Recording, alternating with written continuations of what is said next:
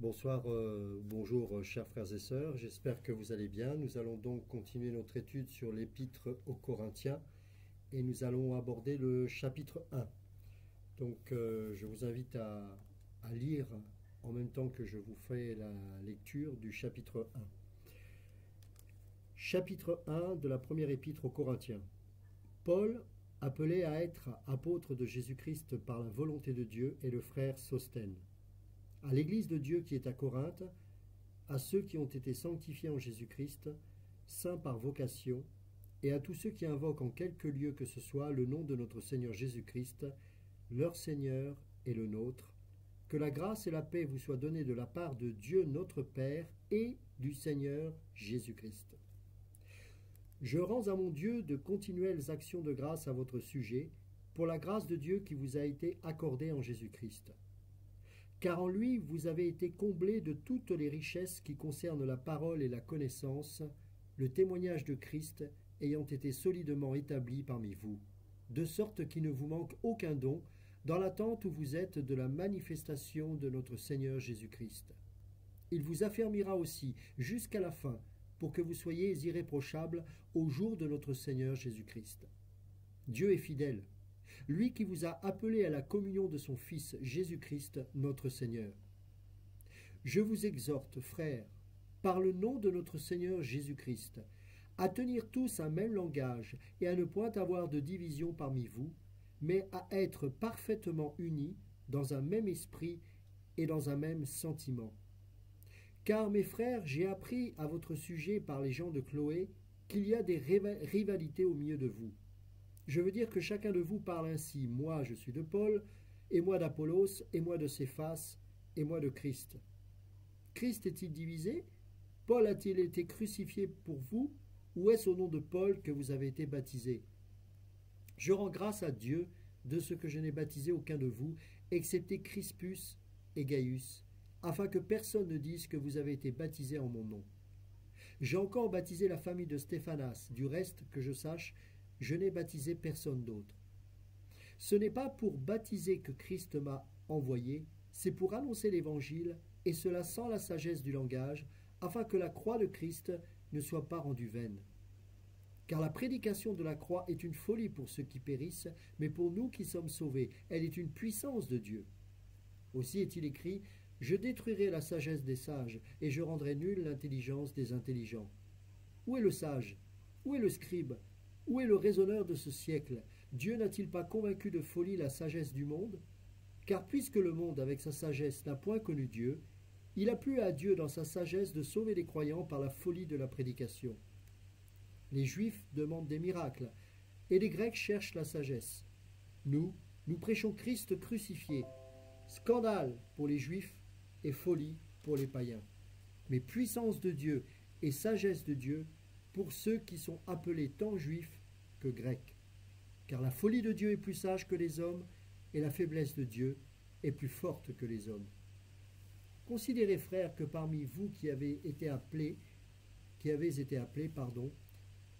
il n'y a ni beaucoup de sages selon la chair, ni beaucoup de puissants, ni beaucoup de nobles. Mais Dieu a choisi les choses folles du monde pour confondre les sages. Dieu a choisi les choses faibles du monde pour confondre les fortes. Et Dieu a choisi les choses viles du monde et celles qu'on méprise, celles qui ne sont point, pour réduire à néant celles qui sont, afin que personne ne se glorifie devant Dieu. Or, c'est par lui que vous êtes en Jésus-Christ, qui, par la volonté de Dieu, a été fait pour nous sagesse, justice, sanctification et rédemption, afin, comme il est écrit, que celui qui se glorifie dans le Seigneur. Alors nous allons commencer par ces 3 premiers versets qui sont déjà très très riches et source de plein d'enseignements pour nous. Paul, appelé à être apôtre de Jésus-Christ par la volonté de Dieu, et le frère Sosthène, à l'Église de Dieu qui est à Corinthe, à ceux qui ont été sanctifiés en Jésus-Christ, saints par vocation, et à tous ceux qui invoquent en quelque lieu que ce soit le nom de notre Seigneur Jésus-Christ, leur Seigneur et le nôtre, que la grâce et la paix vous soient données de la part de Dieu notre Père et du Seigneur Jésus-Christ. Paul, ici, et comme dans toutes ses lettres, se présente d'abord en tant que Paul. Vous remarquerez que, à l'opposé de certains prédicateurs qui présentent d'abord leur fonction pour ensuite présenter leur nom, Paul, le plus grand des apôtres, commence toujours ses lettres par son nom. C'est-à-dire qu'il présente sa personne et ensuite il présente sa fonction. Parce qu'il n'a pas un titre, mais une fonction. Lorsque vous avez un titre, c'est la chose que vous mettez avant votre nom. Quand c'est une fonction, vous mettez d'abord votre identité, Paul, Ludovic, Henri, Jacques, etc. Et ensuite, la fonction. Paul avait pleinement conscience que son appel n'était pas un titre, mais un véritable appel de Dieu. Et le mot ici apôtre, c'est apostolos en grec, qui signifie délégué, messager ou envoyé avec des ordres. Alors, il se désigne généralement comme apôtre, non pas pour s'identifier, comme on l'a dit tout à l'heure, mais pour indiquer dès le début qu'il écrit ses lettres en étant un émissaire du Seigneur. C'est-à-dire que ces lettres, il les écrit en tant qu'apôtre et avec l'autorité qui accompagne son mandat et son appel d'apostolos. Et vous verrez que même dans la lettre qu'il va faire à Timothée, son co-ouvrier et enfant légitime dans la foi, c'est ce qu'il dira dans 1 Timothée chapitre 1 verset 2, eh bien Paul à lui aussi va lui rappeler son apostolat. Vous pourrez le lire dans 1 Timothée chapitre 1 verset 1 ou encore 2 Timothée chapitre 1 verset 1.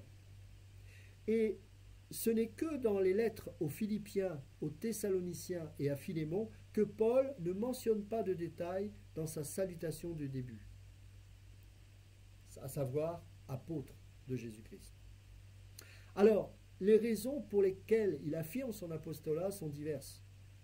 Tout d'abord, il faut savoir que les apôtres étaient les représentants terrestres suprêmes du Seigneur. Avec Christ, qui est la pierre angulaire, les apôtres, les 12 apôtres, forment le fondement. Alors, lisons ensemble Éphésiens chapitre 2. Éphésiens chapitre 2, verset 20. Vous avez été édifiés sur le fondement des apôtres et des prophètes, Jésus-Christ lui-même étant la pierre angulaire. N'oubliez pas que les apôtres avaient pour mission d'établir la saine doctrine, et particulièrement Paul. Donc c'est en tant que représentant terrestre suprême du Seigneur qu'il parle. Et en tant que tel, il était important qu'il affirme son apostolat. Ensuite, il insiste sur son apostolat à cause de l'opposition de ses détracteurs et de tous ces faux docteurs qui le harcèleront sans cesse jusqu'au bout. Et Paul ne se laissera pas intimider par ces faux docteurs. C'est pour ça qu'il affirmera sans cesse qu'il a bien été mandaté du Seigneur en tant qu'apôtre. Ensuite, il s'affirme en tant qu'apôtre à cause de la relation qu'il a avec le Seigneur. N'oubliez pas que les convertis d'Israël ont douté de Paul en raison de son lourd passé de meurtrier, de persécuteur de l'Église. Et donc il va insister sur son ministère apostolique en précisant que c'est bien de Jésus-Christ qu'il a reçu ce mandat et qu'il a une relation intime avec le Seigneur. Il ne se déclare pas apôtre parce qu'il a été mandaté par un homme. Bien sûr, les lettres de recommandation étaient incontournables pour ceux qui allaient prêcher dans les assemblées. C'est ce qui va officialiser et reconnaître le ministère de celui qui a été envoyé dans l'Église. Il fallait que les anciens envoient une lettre de recommandation. Mais ces apôtres-là, dans leur fonction, avaient une fonction que l'on ne retrouvera plus jamais une fois que ces 12 apôtres seront morts. Car ceux-là avaient reçu un appel directement du Seigneur, à la différence de tous les serviteurs de Dieu après la mort de ces 12 apôtres qui, eux, seront reconnus par l'Église, par les hommes et par les saints. Donc ils avaient un appel qu'on ne retrouvera jamais plus par la suite. Et ils avaient tous une relation intime avec le Seigneur. Et cela est valable bien sûr pour Paul. Et face aux doutes que les Juifs convertis pouvaient émettre vis-à-vis de Paul, Paul leur opposera l'intimité et la révélation de Jésus-Christ qu'il avait reçu et qu'il avait eu. Ensuite, l'église de Corinthe, qu'ils le veuillent ou pas, les Corinthiens, ceux de l'église de Corinthe, eh bien l'église de Corinthe est le sceau de son apostolat, est le fruit de son apostolat. C'est ce qu'il dira dans 1 Corinthiens chapitre 9 et verset 2. Si pour d'autres je ne suis pas apôtre, je le suis au moins pour vous, car vous êtes le sceau de mon apostolat dans le Seigneur. Et enfin, il affirme qu'il est un apôtre de Jésus-Christ par la volonté de Dieu. Un apôtre avait l'autorité pour affirmer la doctrine. Et ce n'était pas quelque chose de nouveau pour les Juifs, par exemple. Il faut savoir que lorsque le Sanhédrin, qui était la cour suprême des Juifs, car c'est dans le Sanhédrin qu'on délibérait suite à des conflits qu'il pouvait y avoir sur des doctrines, sur des traditions religieuses. Eh bien, ce Sanhédrin devait arbitrer les disputes graves.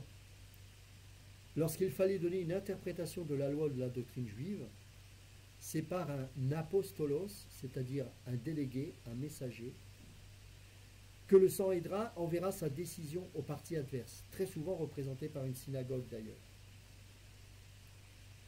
Et au travers de ce message que l'apostolos va envoyer aux adversaires doctrinaux,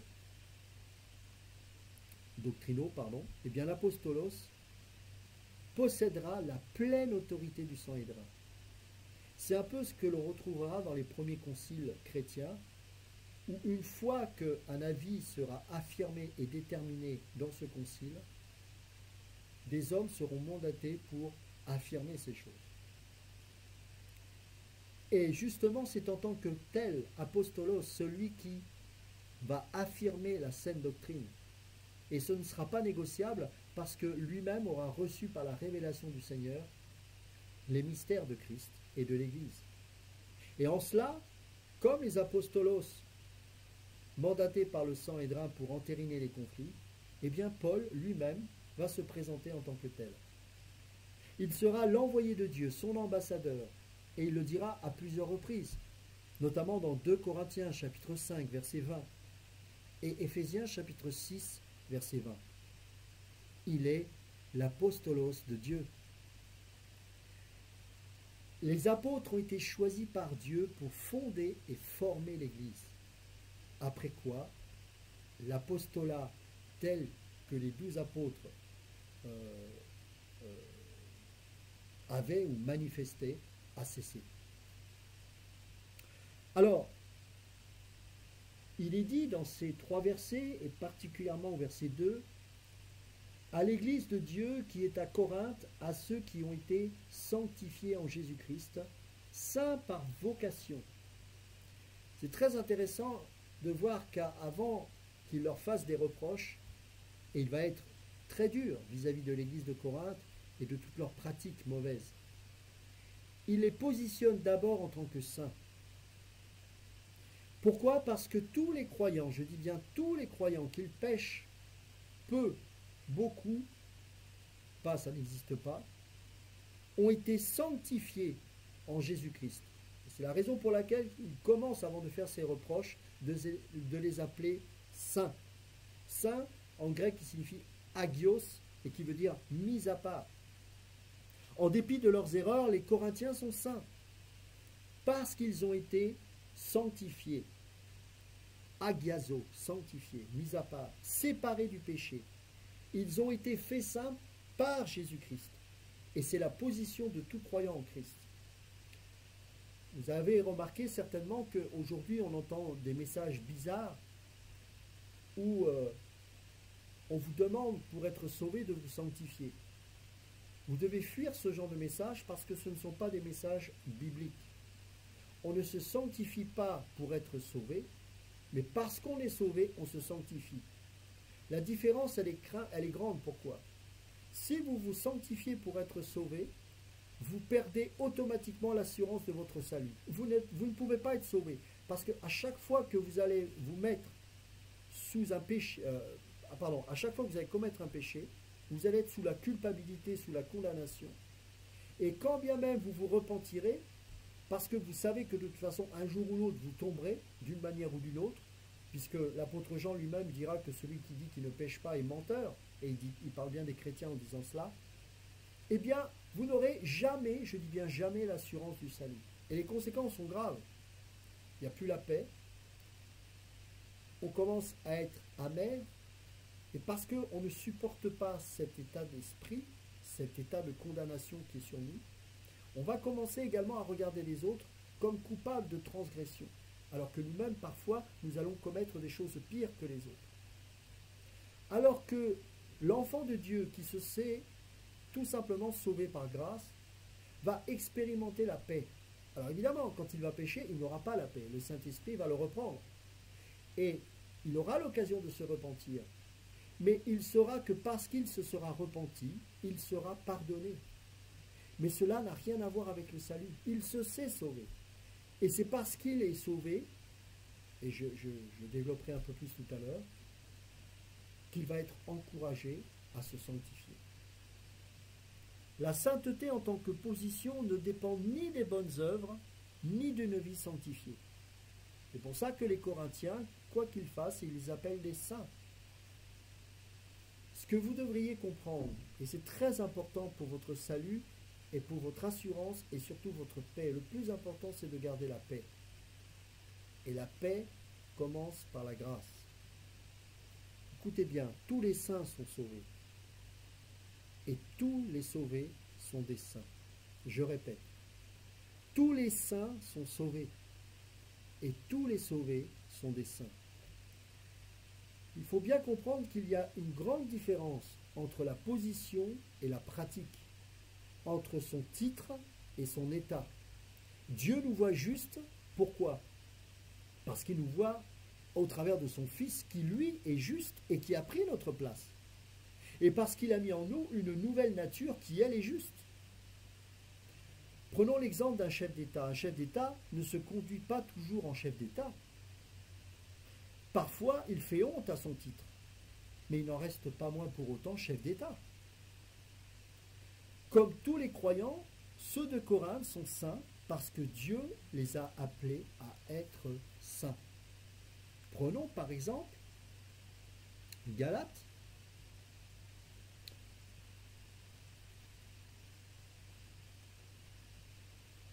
Chapitre 6, chapitre 1, pardon, verset 6. Je m'étonne que vous vous détourniez si vite de celui qui vous a appelé par la grâce de Christ pour passer à un autre évangile. Et cet autre évangile, c'était justement cet évangile que je dénonce au travers de cet enseignement-là aujourd'hui. Éphésiens, chapitre 4, verset 1. Je vous encourage donc, moi le prisonnier dans le Seigneur, à vous conduire d'une manière digne de l'appel que vous avez reçu. Verset 4, il y a un seul corps et un seul esprit, de même que vous avez été appelés à une seule espérance par votre vocation. Nous avons été appelés en tant que saints. Nous sommes saints. Colossiens, chapitre 3, verset 15.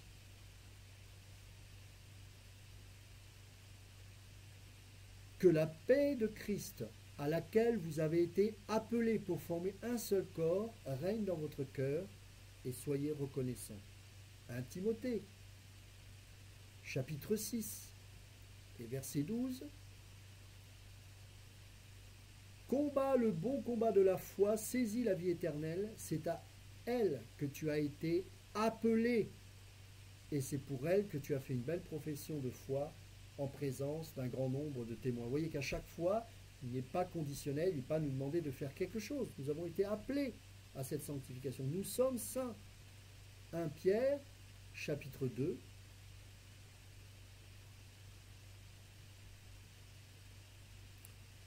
À partir du verset 9, vous au contraire, vous êtes un peuple choisi. Il n'y a pas de condition à cela.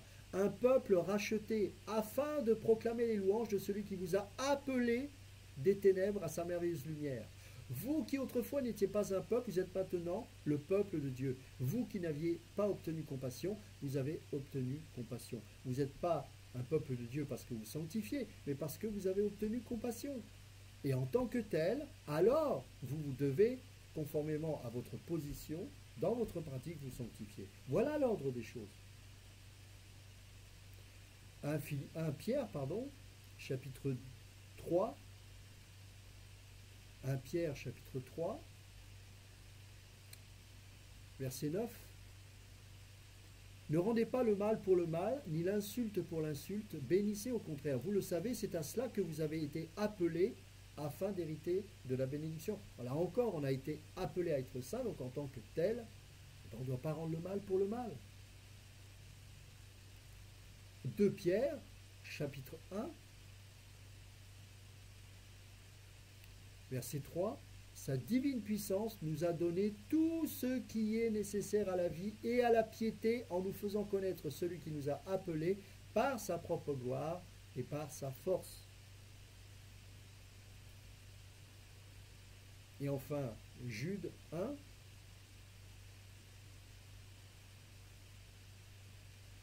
de la part de Simon-Pierre, serviteur et apôtre de Jésus-Christ, à ceux qui ont reçu par la justice de notre Dieu et Sauveur Jésus-Christ une foi du même prix que la nôtre. Vous voyez, qui ont reçu.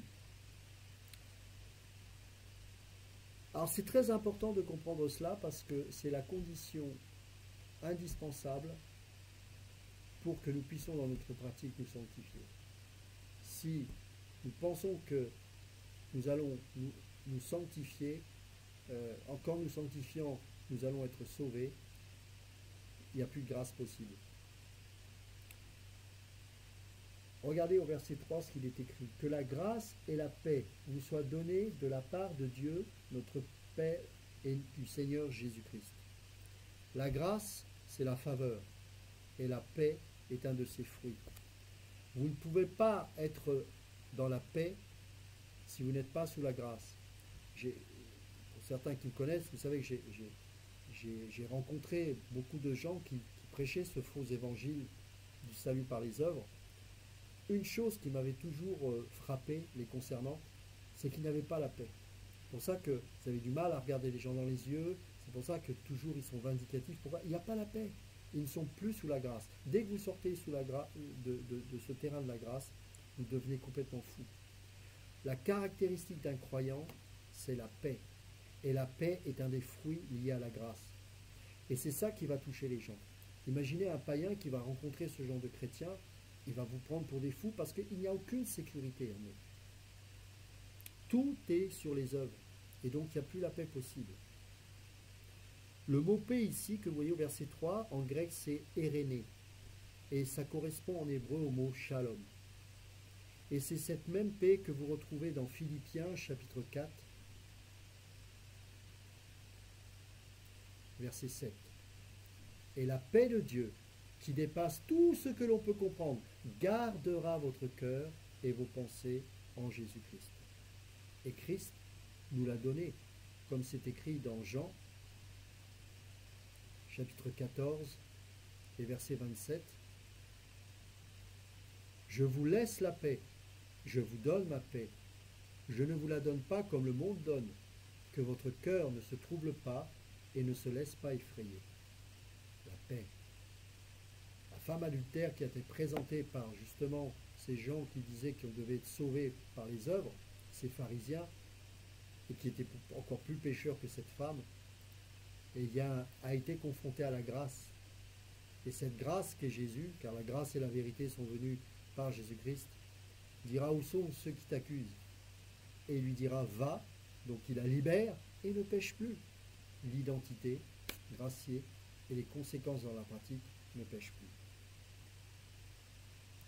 On continue 1 Corinthiens chapitre 1 toujours à partir du verset 4 jusqu'au verset 9. Je rends à mon Dieu de continuelles actions de grâce à votre sujet, pour la grâce de Dieu qui vous a été accordée en Jésus-Christ, car en lui vous avez été comblés de toutes les richesses qui concernent la parole et la connaissance, le témoignage de Christ ayant été solidement établi par vous. de sorte qu'il ne vous manque aucun don. Dans l'attente où vous êtes de la manifestation de notre Seigneur Jésus-Christ, il vous affermira aussi jusqu'à la fin, pour que vous soyez irréprochables au jour de notre Seigneur Jésus-Christ. Dieu est fidèle, lui qui vous a appelé à la communion de son Fils Jésus-Christ, notre Seigneur. Dans ces 9 premiers versets de l'Épître, Paul explique aux chrétiens de Corinthe, qu'ils sont des saints. Il insiste lourdement là-dessus. Et toute la suite de cette lettre repose sur ce fondement. Vous êtes saints, vivez donc saintement. En d'autres termes, il est en train de leur dire, vivez une vie à la hauteur de ce que vous êtes. Les bienfaits d'être un saint sont de 3 sortes. Dans le passé, il y a la grâce. C'est par la grâce que vous êtes sauvés, par le moyen de la foi. Cela ne vient pas de vous, c'est un don de Dieu. Donc dans le passé, la grâce, c'est le salut. Dans le présent, il y a les dons. Nous avons la capacité de vivre présentement en tant que saints, grâce aux dons de l'Esprit. On peut manifester la puissance de Dieu pour notre présent. Aujourd'hui, j'ai besoin des dons de la grâce, des dons de l'Esprit. Et pour l'avenir, Dieu m'offre des garanties, j'irai au ciel. Si ces 3 conditions ne sont pas clairement assimilées dans mon cœur, je n'aurai jamais l'assurance de salut et je serai désécurisé en permanence. Il faut savoir que la grâce ne peut coexister avec la culpabilité. La grâce ne peut opérer que là où il y a du péché. Car là où il y a le péché, là où le péché a abondé, la grâce a surabondé. S'il n'y a pas besoin de pardon, il n'y a pas besoin de grâce. La grâce ne peut coexister avec l'obligation humaine. En effet, comment pourrions-nous payer ce qui n'a pas de prix? Comment pourrions-nous payer ce qui n'a pas de prix? Et la grâce ne peut coexister avec le mérite humain. La grâce n'est pas offerte qu'aux bonnes personnes. Regardez Matthieu chapitre 21. Matthieu chapitre 21.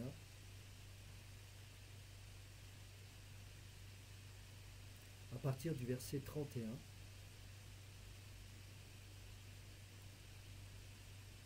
Lequel des deux, alors je vais vous lire avant, qu'en pensez-vous?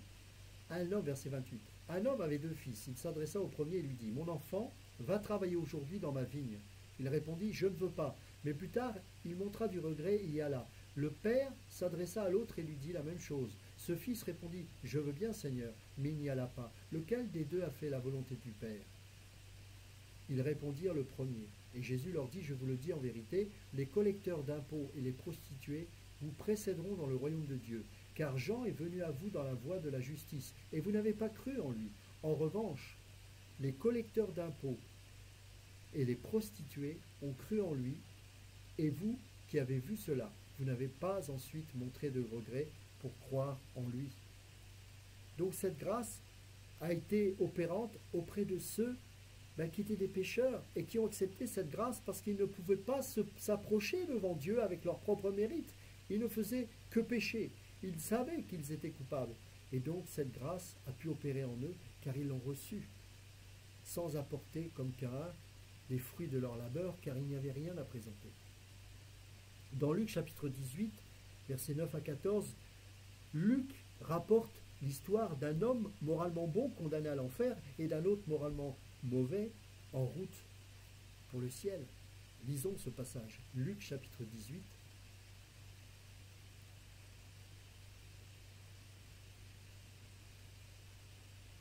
Verset 9. Il dit encore à cette parabole, à l'intention de certaines personnes qui étaient convaincues d'être justes et qui méprisaient les autres. 2 hommes montèrent au temple pour prier. L'un était un pharisien, l'autre un collecteur d'impôts. Le pharisien, debout, faisait cette prière en lui-même. « Ô Dieu, je te remercie de ce que je ne suis pas comme les autres hommes, qui sont voleurs, injustes, adultères, ou même comme ce collecteur d'impôts. Je jeûne 2 fois par semaine, et je donne la dîme de tous mes revenus, que j'en ai connu des chrétiens soi-disant évangéliques comme ça. Oh, ça jeûnait, ça priait, ça s'estimait supérieur aux autres. Le collecteur d'impôts, lui, celui que ces mêmes gens condamnaient et que j'ai vu, moi, pendant un temps, tous ces évangéliques condamner les autres, le collecteur d'impôts, lui, se tenait à distance et n'osait même pas lever les yeux au ciel, mais il se frappait la poitrine en disant « Ô Dieu, aie pitié de moi qui suis un pécheur. » Je vous le dis, lorsque ce dernier descendit chez lui, il était considéré comme juste, mais pas le pharisien. En effet, toute personne qui s'élève sera abaissée, et celle qui s'abaisse sera élevée. Dieu a 3 raisons pour être miséricordieux envers nous. Premièrement, il nous sauve pour qu'on puisse pratiquer de bonnes œuvres. Vous pourrez lire à cet effet Éphésiens chapitre 2 verset 10 ou Tite chapitre 2 verset 14. On peut lire juste peut-être un passage, Éphésiens chapitre 2 verset 10, vous le connaissez ce passage, mais bon. En réalité, c'est lui qui nous a fait, nous avons été créés en Jésus-Christ pour des œuvres bonnes que Dieu a préparées d'avance afin que nous les pratiquions. Deuxièmement, la grâce doit apporter des bénédictions aux croyants. Toujours Éphésiens 2, vous pourrez lire chapitre 4 au verset 7. « Mais Dieu est riche en compassion, à cause du grand amour dont il nous a aimés, nous qui étions morts en raison de nos fautes, il nous a rendus à la vie avec Christ, c'est par grâce que vous êtes sauvés. Il nous a ressuscités et fait asseoir avec lui dans les lieux célestes en Jésus-Christ. » C'est là votre position. Quoi que vous fassiez, votre position n'est pas déterminée par rapport à vos actes, mais vos actes sont déterminés en rapport avec votre position qui est en Christ. Voilà la nuance.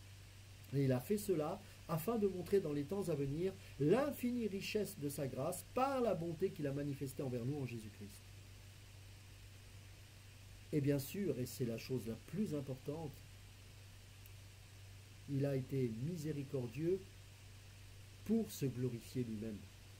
Matthieu chapitre 5, verset 16. Matthieu chapitre 5, verset 16. Que de la même manière votre lumière brille devant les hommes, afin qu'ils voient votre belle manière d'agir, et qu'ainsi ils célèbrent la gloire de votre Père céleste. Et Éphésiens chapitre 3, verset 10 et verset 21. Ainsi, les dominations et les autorités dans les lieux célestes connaissent maintenant par le moyen de l'Église la sagesse infiniment variée de Dieu. Verset 21. À lui soit la gloire dans l'Église et en Jésus-Christ pour toutes les générations, siècles des siècles. Amen. Alors, des versets 5 au verset 7 que nous avons lus tout à l'heure, nous avons vu les bienfaits présents de la grâce. Et vous remarquerez que ces richesses dont il est fait mention, notamment au verset 5, sont liées à la parole et à la connaissance de Dieu. Lisons 2 Pierre, chapitre 1, verset 3. 2 Pierre, chapitre 1, verset 3. Sa divine puissance nous a donné tout ce qui est nécessaire à la vie et à la piété, en nous faisant connaître celui qui nous a appelés par sa propre gloire et par sa force. Colossiens, chapitre 2, verset 10. Colossiens, chapitre 2, verset 10. Vous avez été pleinement en lui, qui est le chef de toute domination et de toute autorité. Vous avez tout pleinement en lui. 1 Corinthiens, chapitre 3, verset 21. Que personne ne mette donc sa fierté dans les hommes, car tout vous appartient. Que ce soit Paul, Apollos, Céphas, le monde, la vie, la mort, le présent, l'avenir, tout est à vous et vous êtes à Christ et Christ est à Dieu.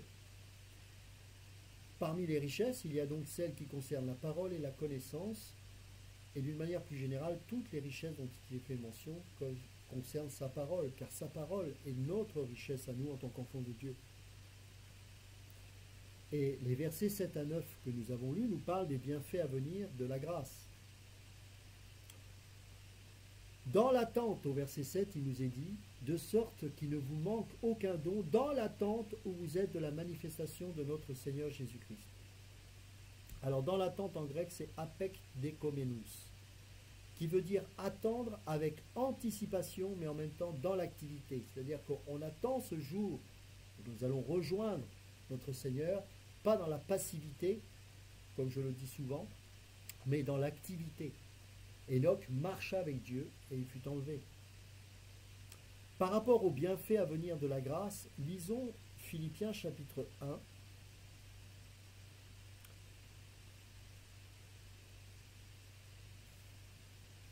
Versets 23 et 24. Je suis tiraillé des deux côtés, j'ai le désir de m'en aller et d'être avec Christ, ce qui est de beaucoup le meilleur. Mais à cause de vous, il est plus nécessaire que je continue à vivre ici-bas. En effet, on voit qu'il avait un tel désir de venir rejoindre le Seigneur parce qu'il savait qu'il allait le rejoindre. Mais la question n'était pas là, c'est est-il préférable que j'y aille là ou que j'attende un peu et qu'en attendant, je puisse communiquer cette grâce dont je suis au bénéfice aujourd'hui. Philippiens chapitre 3, verset 20.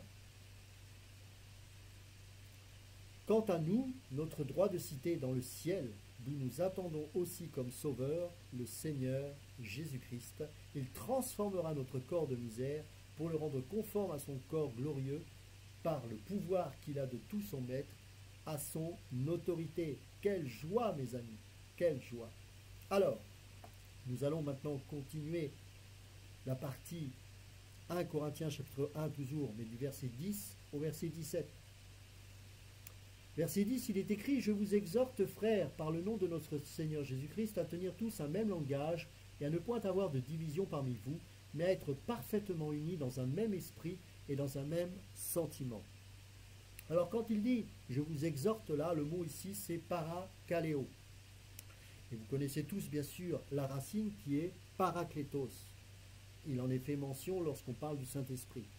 Parakletos signifie bien sûr le consolateur. Vous pourrez lire cela dans Jean chapitre 14, verset 16 et verset 26, Jean chapitre 15, verset 26, Jean chapitre 16, verset 7. Ce mot est utilisé aussi quand il est parlé de notre avocat dans 1 Jean chapitre 2, verset 1. Alors fondamentalement, ce verbe signifie se tenir à côté de quelqu'un pour l'aider. C'est fort, hein? C'est là le rôle du Saint-Esprit. Et il utilise ce mot « je vous exhorte hein, », c'est-à-dire soyez vraiment tous unis pour vous aider mutuellement à l'unité. Alors pour une église locale, soit spirituellement en bonne santé, parce qu'elle se doit d'être en bonne santé, et pour qu'elle soit dans l'harmonie efficace, il faut que l'unité doctrinale règne en son sein. Cette unité n'est pas liée à une affinité de personnes, de race, de culture ou de je ne sais quoi, ou de connivence charnelle ou d'amitié charnelle, mais elle doit se faire autour de la doctrine. Et donc le mot ici qui est fort, hein, parakaleo, c'est mutuellement vous encourager à tenir unis autour de la saine doctrine. Et donc cela demande un effort de la part de tous. Parfaitement unis, le terme en grec kathartizo. Hein, vous le lisez ici. Mais à être parfaitement unis, toujours dans ce même verset, dans un même esprit. Et le mot kathartizo ici, c'est réparation. Et on utilisait ce mot lorsqu'on parlait de réparation de filets, lorsqu'on réparait un os, ou des jointures qui étaient démises. Donc les anciens, les pasteurs devaient prendre leurs décisions à l'unanimité. C'est-à-dire que l'unité devait être parfaite. C'est pour ça que lorsqu'on prend une décision en votant au milieu des saints, il doit y avoir l'unanimité. Parce que cette unité autour de la saine doctrine doit être parfaite. Et parfaitement unis kathartizo signifie que on doit tous ensemble redresser ce qui est cassé, redresser les âmes blessées, mais au travers de l'unité de la parole. Si vous commencez à conseiller un frère sur une parole qui n'est pas conforme à la saine doctrine, eh bien, il doit y avoir confrontation au sein même de l'église locale et on doit remettre à jour ces choses, se repentir et rester unis, réparer les choses aussi doctrinales qui ont été cassées pour que chacun puisse grandir dans l'unité doctrinale. C'est très important, sinon il ne peut pas y avoir une croissance saine et une harmonie. Alors, certains, dans versets 11 et 12, vont se dire, moi je suis de Paul, moi je suis d'Apollos, moi je suis de Pierre. Et apparemment, il semblerait qu'un certain nombre de Juifs se soient convertis au travers du ministère de Pierre.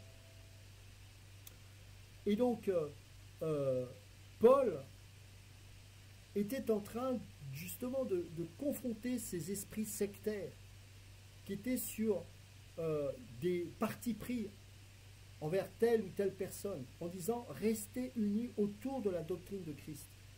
Et Paul, au verset 13, utilisera son autorité apostolique.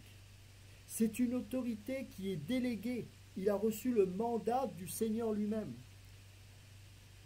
Et son but n'est pas d'amener les hommes à lui, car il est tout autant scandalisé quand les gens disent « moi je suis de Paul, de Paul », que quand il est dit « je suis d'Apollos ». Il n'en est pas fier pour autant. Pourquoi? Parce que son but, c'est d'amener les âmes à Christ. C'est Christ lui-même qui lui aura donné ce mandat.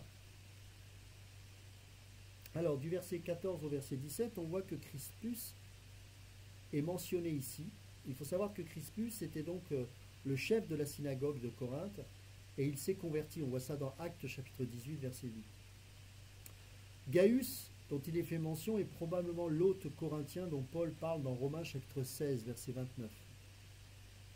Et n'oubliez pas que cet épître aux Romains est écrit de Corinthe, justement.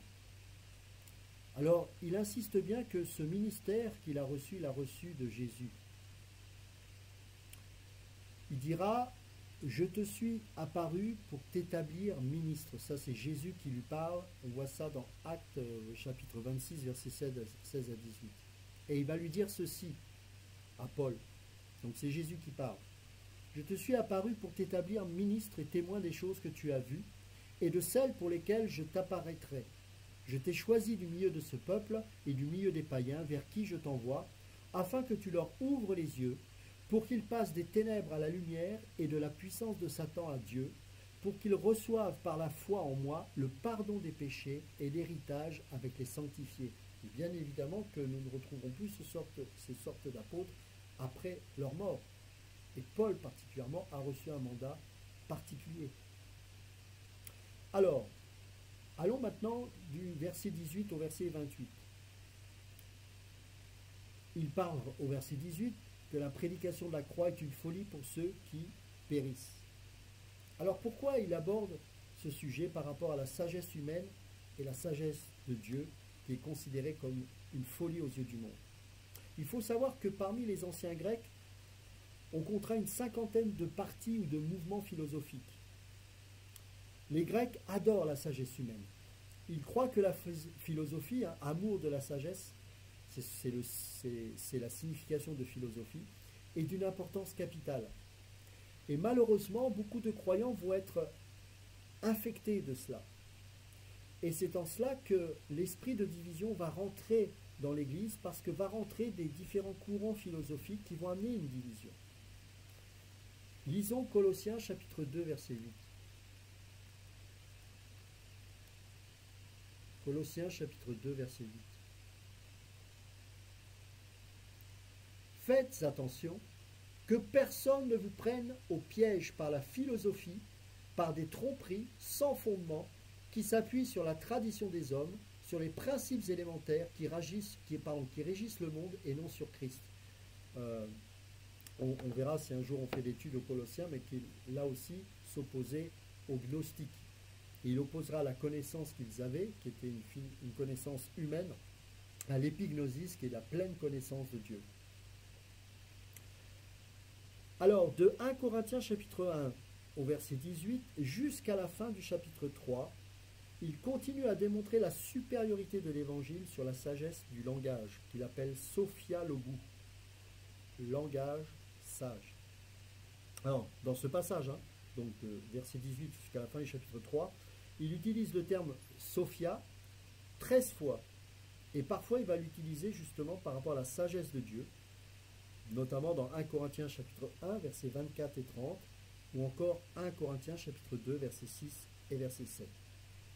Je vais vous citer ce que dira un théologien qui s'appelle Martin Lloyd John. Je cite: « Toute cette dérive vers le modernisme qui a une influence néfaste sur l'Église de Dieu et a presque détruit son évangile vivant, remonte au moment où les hommes se sont détournés de la révélation pour se tourner vers la philosophie. Et Paul confirmera au verset 18 que la croix offense l'esprit naturel. Le message de la croix est une folie pour l'homme. Pourquoi? Parce que la croix nous pousse à ne plus être au centre de toute chose. La particularité de la sagesse humaine, c'est qu'elle est centrée sur la capacité humaine à raisonner. Donc l'homme est au centre, alors que la croix, l'homme est mort. L'homme ne vit plus pour lui-même. L'homme ne vit plus pour son intérêt propre. J'ai envoyé comment dirais-je, une petite vidéo de Billy Graham, qui est près du Seigneur aujourd'hui, et qui justement confessera ceci dans cette vidéo. Il dira: j'ai beaucoup prié pour le réveil et j'ai réalisé que le réveil n'arrivera pas tant que les chrétiens continuent à vivre pour eux-mêmes. Et c'est malheureusement le constat que l'on peut faire. Vous savez, moi, tous ces réveils, j'y crois plus. Pourquoi? Parce que les gens, en fait, sont faussement sincères. Ils sont hypocrites. Voilà. C'est-à-dire qu'ils prient pour le réveil, mais ils vivent pour eux-mêmes.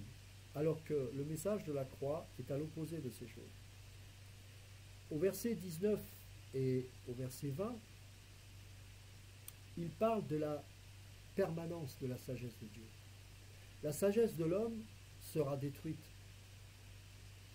On a, depuis que le monde existe, connu différents mouvements philosophiques.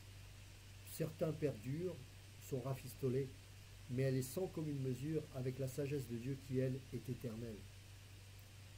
Et en plus de cela, et c'est ce que Paul dira du verset 21 jusqu'au verset 25, elle est une puissance, mes amis. Il n'y a pas de puissance dans la sagesse humaine. La sagesse humaine ne guérit pas. La sagesse humaine peut provisoirement changer une vie d'un homme, mais elle n'a pas la capacité de changer notre identité, contrairement à la puissance de la sagesse de Dieu. La sagesse humaine ne supporte pas la folie de la croix. Et écoutez ce que va dire le philosophe Celsée, C-E-L-S-E, c'est un philosophe qui vivra au IIe siècle, et il se fera une carrière d'attaquer le christianisme. Et il dira ceci, je cite: « Dieu est bon, beau et heureux, et réside dans ce qu'il y a de plus beau et de meilleur. S'il descend alors vers l'homme, c'est un changement pour lui, un passage du bon au mauvais, du beau au vilain, du bonheur au malheur, de ce qu'il y a de mieux à ce qu'il y a de pire. Et Dieu n'accepterait jamais un tel changement. » Vous voyez, ça, c'est le raisonnement humain, en fait. C'est-à-dire que l'homme n'est pas capable de comprendre qu'un Dieu si pur, si grand, si parfait, ait pu vivre parmi nous, nous qui sommes des êtres complètement pervertis et corrompus. La sagesse humaine ne peut pas comprendre ces choses. Nous allons lire maintenant, pour finir avec l'étude de ce chapitre 1, le verset 29 jusqu'au verset 31.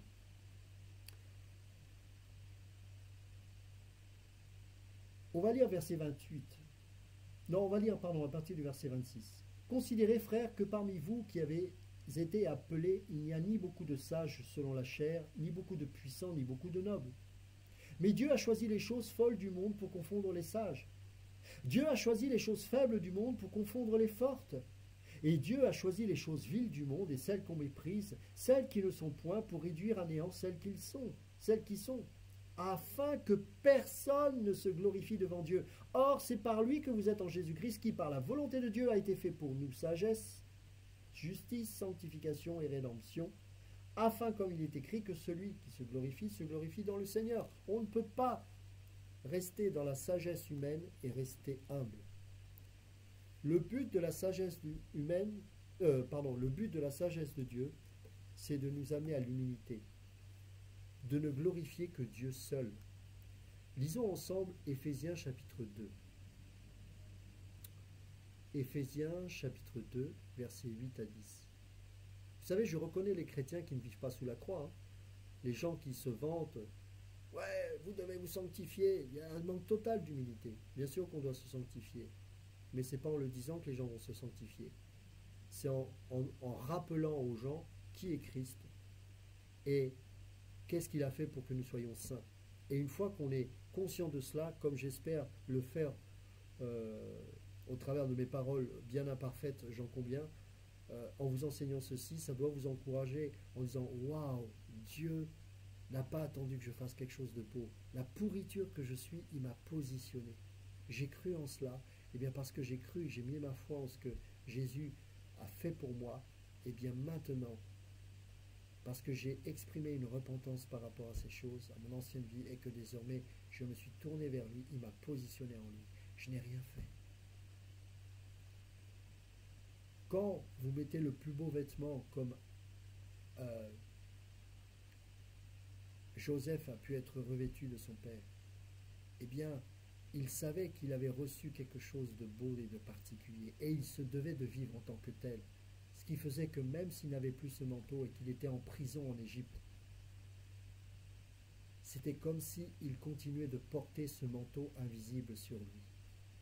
Rappelez-vous dans Zacharie, chapitre 3, lorsque, alors même que le sacrificateur Josué n'avait pas encore reçu le vêtement propre de la part de Dieu, Dieu le déclare saint. C'est magnifique. Éphésiens chapitre 2, versets 8 à 10. En effet, c'est par la grâce que vous êtes sauvés par le moyen de la foi. Et cela ne vient pas de vous. Cela ne vient pas de vous. C'est le don de Dieu. Ce n'est pas par les œuvres, afin que personne, je dis bien personne, ne puisse se vanter. En réalité, c'est en lui qui nous a fait. C'est lui qui nous a fait. Nous avons été créés en Jésus-Christ pour des œuvres bonnes, et ces œuvres ont été préparées d'avance afin que nous les pratiquions. Le but, c'est que ceux qui sont en Jésus-Christ reçoivent la sagesse, la justice, la sanctification et la rédemption. Nous sommes sauvés par la sagesse de Dieu et nous remplaçons notre sagesse par cette sagesse de Dieu. Nous recevons la justice de Dieu selon Romains chapitre 4 verset 5 et 2 Corinthiens chapitre 5 verset 21. Je vais vous le lire car c'est très important de comprendre cela. Romains chapitre 4 verset 5. Par contre, si quelqu'un ne fait rien mais qui croit en celui qui déclare juste l'impie, sa foi lui est comptée comme justice. Par contre, je répète, si quelqu'un ne fait rien mais croit en celui qui déclare juste l'impie, sa foi lui est comptée comme justice. 2 Corinthiens, chapitre 5. 2 Corinthiens, chapitre 5, verset 21. En effet, celui qui n'a pas connu le péché, il l'a fait devenir péché pour nous, afin qu'en lui, nous devenions justice de Dieu. Pas une seule fois, il est mentionné que nous devions faire quelque chose pour cela. Il l'a fait. Et lui qui n'a pas connu le péché, à la différence de nous, eh bien, il l'a fait devenir péché pour nous, afin que nous devenions justice de Dieu. En lui. Il est bien précisé en lui, évidemment. Et nous recevons la sanctification. Romains chapitre 8. Romains chapitre 8, à partir du verset 4. Ainsi, la justice réclamée par la loi est accomplie en nous qui vivons non conformément à notre nature propre, mais conformément à l'esprit. En effet, ceux qui se conforment à leur nature propre, c'est-à-dire la chair, leur volonté personnelle ou la loi, se préoccupent des réalités de la nature humaine, tandis que ceux qui se conforment à l'esprit, la loi de l'esprit de vie, sont préoccupés par ce qui est de l'esprit. De fait, la nature humaine tend vers la mort, tandis que l'esprit tend vers la vie et la paix. En effet, la nature humaine tend à la révolte contre Dieu, parce qu'elle ne se soumet pas à la loi de Dieu et qu'elle n'en est même pas capable.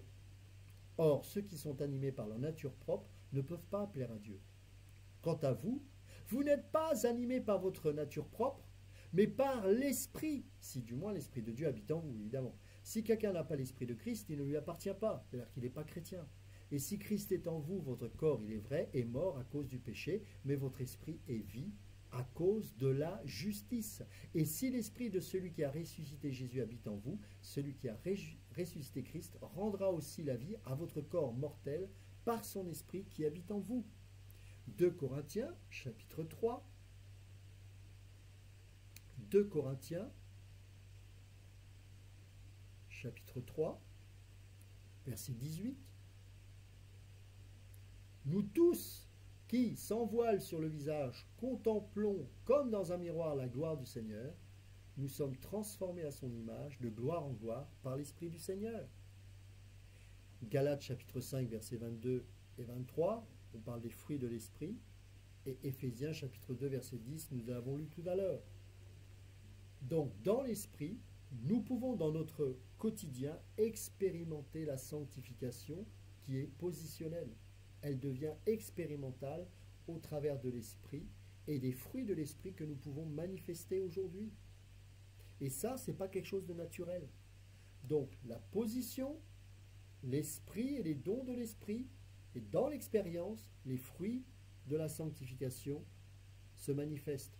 Rappelez-vous, vous avez pour fin éternelle, pour fin la vie éternelle, donc ça c'est acquis, et pour fruit que vous êtes bien attesté au ciel, cette sanctification. Mais vous ne vous sanctifiez pas pour mériter le ciel. Vous êtes déjà saints, vous êtes sauvés, et la conséquence de cela, c'est la sainteté que vous manifestez en tant que fruit de l'Esprit. Car c'est aussi un fruit. Et enfin, nous recevons la rédemption conformément à Éphésiens chapitre 1, verset 14. Il est le gage de notre héritage en attendant la libération de ceux que Dieu s'est acquis pour célébrer sa gloire.